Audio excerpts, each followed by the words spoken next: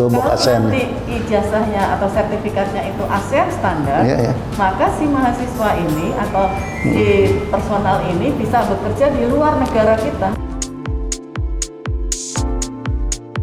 Halo Sobat Mais, jumpa lagi di Mais Talk, podcast yang mengulik berbagai topik hangat dan menarik seputar industri mais. Pada episode kali ini kita akan membahas tentang bagaimana mencetak SDM mais yang berkualitas.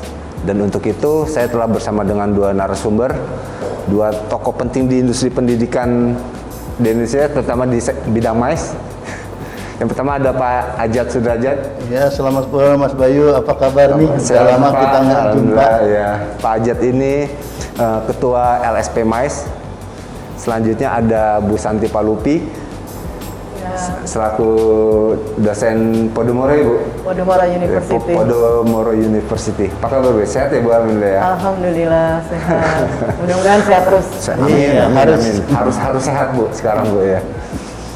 Nah, pertama saya ingin langsung bertanya nih kepada Pak Ajat dulu ya. Terkait dengan sebenarnya kualitas SDM mais Indonesia itu gimana, Pak? Bila di-compare dengan dari luar ya? Di regional ASEAN ya? Ya, sebenarnya SDM mais kita kalau untuk compare dengan ASEAN itu hampir lebih tinggi kita. Untuk dengan Thailand atau mungkin dengan Singapura itu sendiri, karena kita punya kelebihan tersendiri. Nah, terus di situ apa kelebihannya, Pak? Cuman kenapa bisa begitu? Karena waktu yang membuat standar kompetensi ASEAN itu kebetulan leadernya Indonesia. Nah, jadi di situ ketahuan. Jadi standarnya yang digunakan waktu membuat standar itu ya di bawah gitu. Karena untuk ini kan ke Vietnam, ke Kamboja kan. Jadi kalau seandainya kita samakan dengan kayak ini Thailand atau Singapura atau Indonesia, mereka nggak bisa mengikuti. Iya. Pertama emang kelebihannya dari kita hospitality untuk Indonesia itu sendiri. Ya. Kalau dari sisi misalkan pendidikan atau yang kan sertifikasi yang sudah tersertifikasi gitu, Pak. Masalah sertifikasi, nah di sini masih agak kelemahan di kita tuh masalah sertifikasi. Kenapa begitu? Karena sertifikasi itu profesinya belum aware ke situ.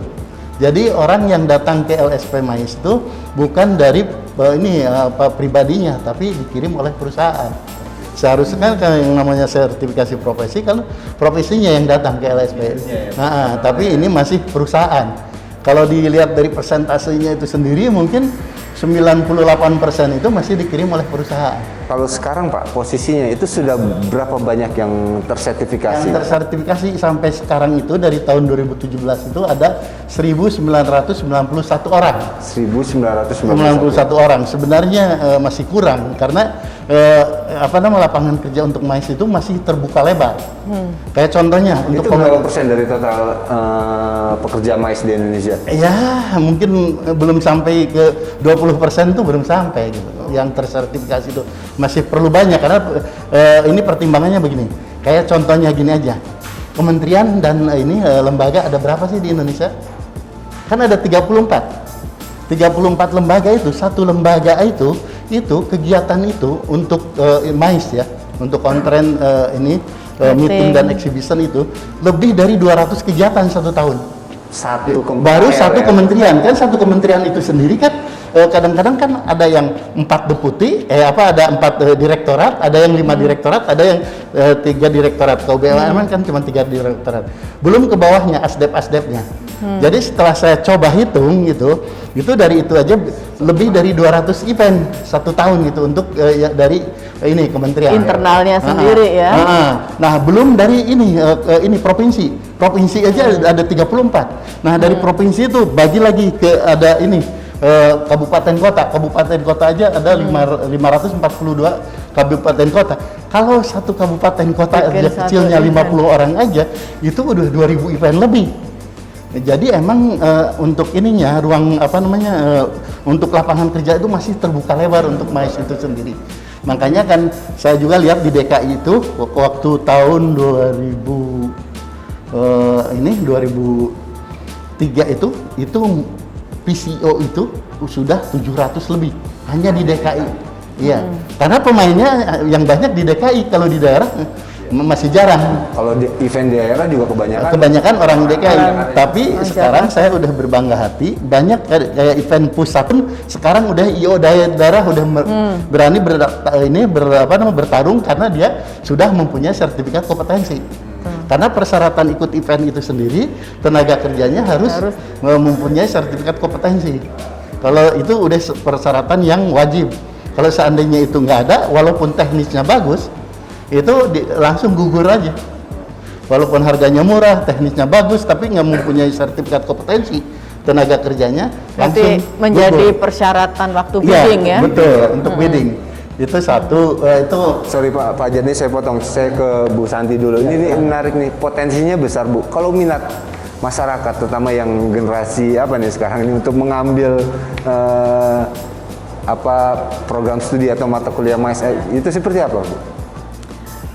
Kalau tadi mendengar ceritanya Pak dengan data gitu ya dari Pak Ajat, potensinya luar biasa, tetapi belum di anak-anak muda sekarang gitu ya, mereka tuh udah dijelasin tentang MICE itu apa, cuman mereka berpikirnya IO, jadi lebih familiar nama IO, gitu ya. Jadi terus kalau ditanya kamu ngambil kuliah ini tertarik kenapa sih?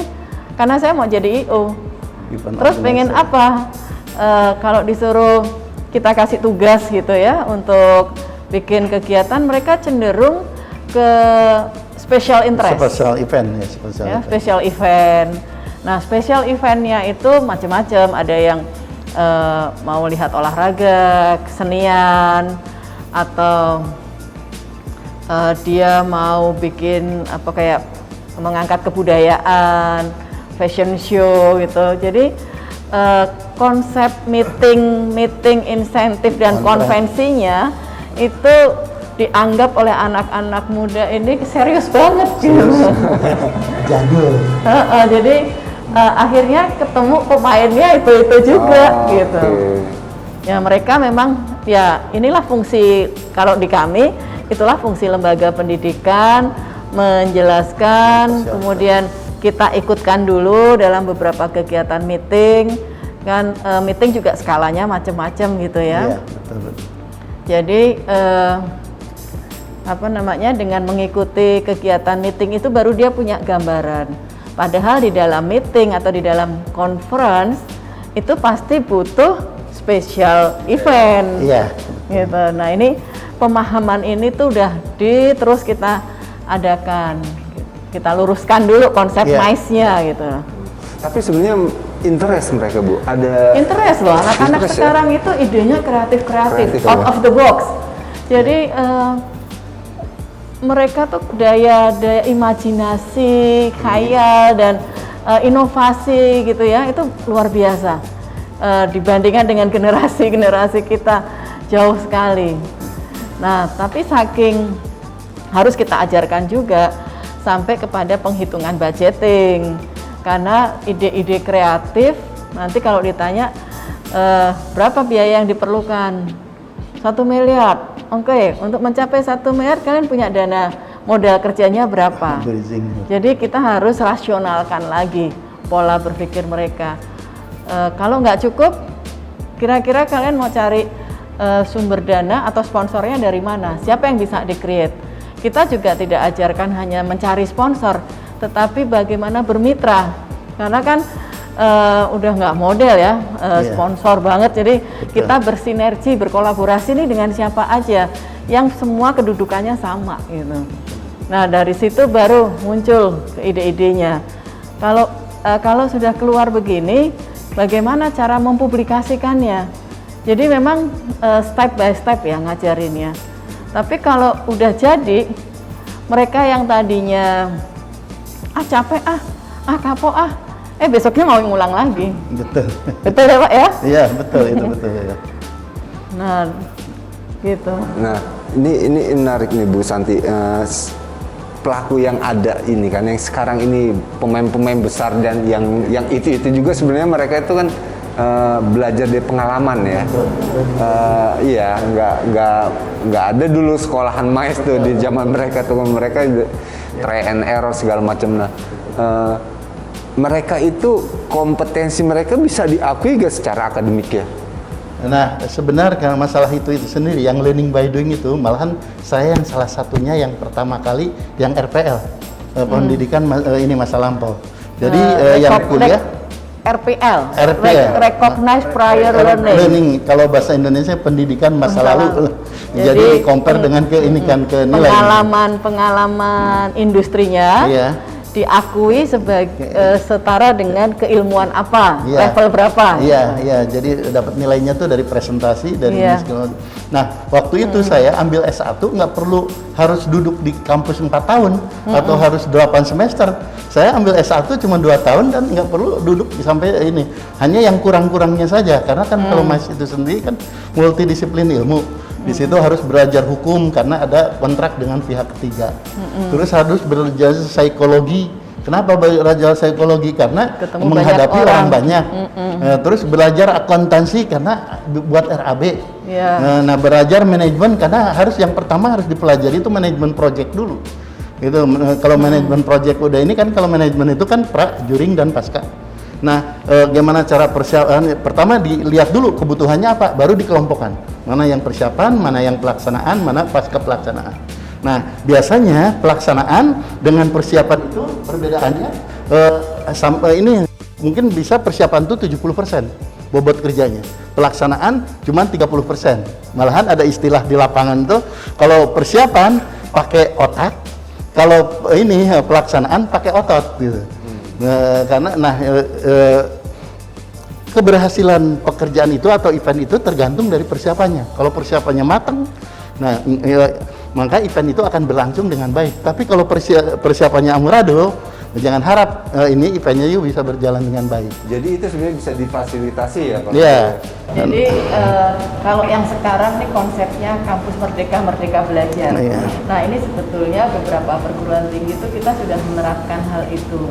Kita RPL, kita menghargai, memberikan apresiasi kepada teman-teman industri yang karena keterampilannya, pengalamannya udah banyak, kita setarakan.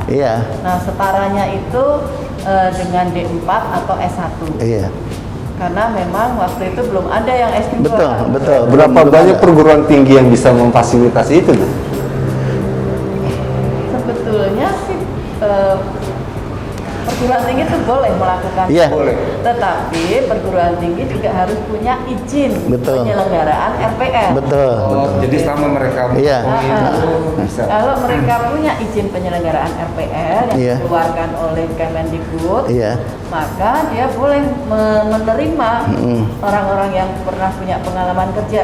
Katakan misalkan Mas Bayu lulus SMA, kemudian langsung bekerja, tapi pengalaman kerjanya itu sudah setara udah level 6 gitu. GM atau direktur. Pengalaman direkturnya udah 15 tahun. Kemudian pengen balik ke kampus. Nah, itu kita setarakan. Oh, Mas Bayu nggak perlu 4 tahun nih. Cukup 2 tahun. Dan mata kuliah yang diambil hanya mata kuliah yang belum pernah dapat. Atau yang kita anggap core. Tadi Pak Ajat menyatakan hukum bisnis, kemudian manajemen keuangan, karena finansial itu kan dasar juga. Jangan sampai ide-ide kreatif muncul, begitu event berjalan bagus, tapi rugi, bangkrut besoknya. Nah, saya menemukan nih Pak Ajat, banyak teman-teman itu karena kreatif, seninya dia dapat, tapi ujungnya bisnisnya hancur. Pas direalisasikan karena kan rugi, betul. Jadi gini Mas Bayu, perguruan tinggi itu sekarang ijazah saja tidak cukup. Betul. Selain memiliki ijazah, dia juga harus memiliki SKPI, surat keterangan pendamping ijazah. Apa itu SKPI? Pendamping ijazah itu misalkan selama dia kuliah 4 tahun, dia pernah jadi mengikuti seminar, dia pernah jadi panitia, pernah jadi mengorganize suatu event, itu semuanya sertifikat-sertifikat itu dikumpulkan, itu menjadi bekalnya dia nanti Betul. bekerja. Iya. Jadi pada saat dia ke industri, saya lulusan MICE, tapi ini ijazah pengalaman saya buktikan dengan dibuktikan dengan sertifikat. Betul. Jadi rekodnya dia sebagai ketua panitia, sebagai bendahara, sebagai sekretaris, itu semua ada manfaatnya gitu. Betul. Nah ini harus dikumpulkan sebelum dia lulus. Nah akan lebih bagus lagi kalau si mahasiswa ini punya sertifikasi Kompetensi, betul. Saya adalah seorang ahli register Betul. atau ahli event organizer. Betul. Mana buktinya? Ini saya punya Iya, sertifikat. iya. Nah, kalau dia bisa menunjukkan ini, maka Iya. itu menjadi nilai lebihnya dia. Betul. Di mana memperoleh sertifikat kompetensinya? Di tempatnya Pak Ajat di LSP MICE. Iya. Nah, Pak Ajat sedang menyusun LSP MICE sedang menyusun yang Toolbox. nasional standar Iya, iya, toolbox Kalau ASEAN. nanti ijazahnya atau sertifikatnya itu ASEAN standar, Iya. maka si mahasiswa ini atau si personal ini bisa bekerja di luar negara kita. Betul. Sertifikat itu diterima. Nah, malahan Mas Bayu sekarang itu yang ketakutan itu tetangga-tetangga kita. Karena penduduk kita banyak. Kalau sudah kompeten semua, mereka takut diserbu. Iya.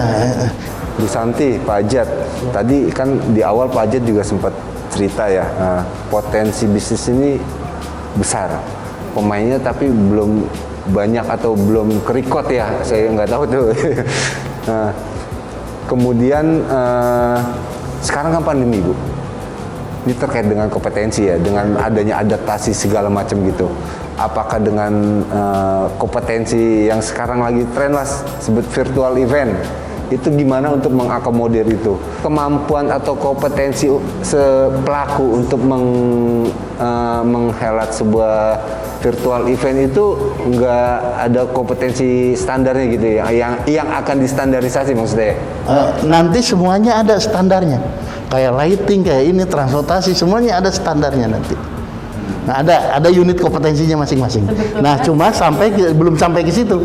Sebetulnya bisa. Dan apakah itu perlu? Pertanyaannya itu perlu. Sebenarnya kalau ingin diakui oleh dari luar kayak teknisi ini itu harus ada sertifikat kompetensi. Karena contohnya seperti sekarang. Kadang-kadang sedih kan, kurang gimana sound system di Indonesia atau soundman di Indonesia pengalamannya dan pengetahuannya. Tapi mereka nggak mau pakai kayak waktu Justin Bieber kemari bawa orang bedol desa, bawa semuanya kemari, teknisinya segala macam.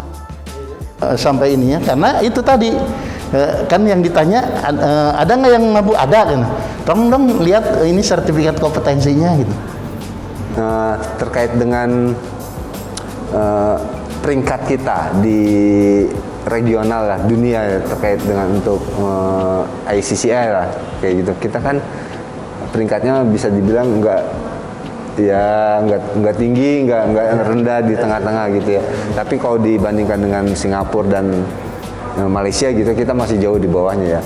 Nah, ini ada korelasinya juga dengan kualitas SDM kita, terutama tadi kan Bu Santi juga bilang ternyata anak-anak sekarang itu lebih suka ya yang special event. Sementara untuk membawa event-event internasional itu ke Indonesia kan kita butuh sesuatu yang yang jagoan bidding lah kayak gitu ya. Bisa dibilang. Kalau menurut saya gini, pertama database ya. Database itu kalau tadi Pak Ajat mengatakan satu kementerian itu aja sekitar 200 event. Logikanya kalau ada berapa kementerian Pak? Ada 34. 34 itu kali 100 aja. Udah 3.400. 3.400 event 1 tahun. 1 tahun. Berarti kan hampir setiap hari itu ada aja. Iya, ada. Nah, ini tidak record. Betul. Tidak ada yang mendata. Iya. Gitu, pertama. Meetingnya berapa kali di hotel mana saja. Kadang pihak hotel juga tidak, kalau kita tanya datanya, tidak mau membuka. Nggak mau terbuka. Kaitannya sama pajak kali ya. Iya. Gitu. Jadi dipikir, nah ini database ini yang sehingga kita punya potensi tetapi secara angka tidak muncul, Betul, tidak kelihatan. Gitu. Kemudian event konvensi yang kelihatan kan hanya yang di convention hall aja. Iya. Padahal Di perguruan tinggi banyak ya, di Bu. perguruan tinggi itu juga ada. Mereka tidak melaporkan juga. Atau kalau nggak ngerti mesti lapor ke siapa. Atau nggak penting kok. Nah, karena kan untuk menyelenggarakan suatu event kita butuh izin keramaian juga. Betul. Jadi izinnya itu datanya bisa keluar dari kepolisian.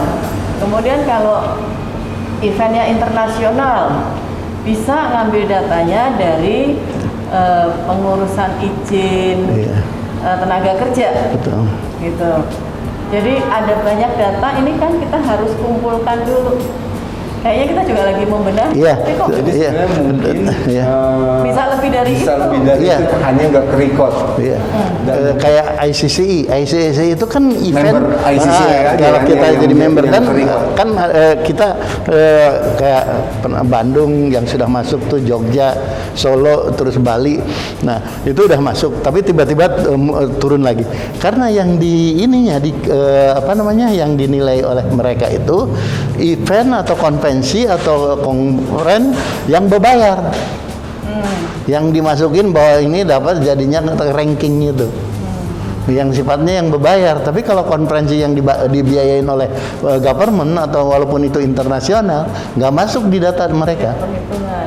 nggak masuk perhitungan. Nah, padahal jadi cara menghitungnya berbeda. Iya, bukan emang aturannya seperti itu.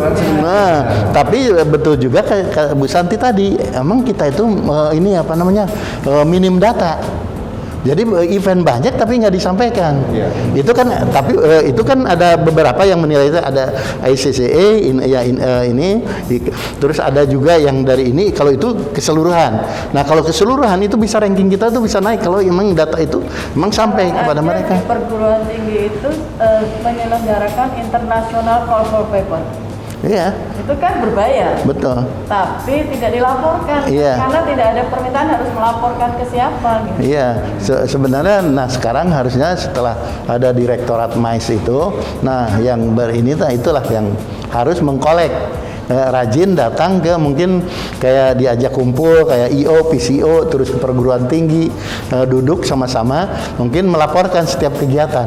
Pak Jat, ini saya balik lagi ke kemampuan kita membawa event internasional ke Indonesia.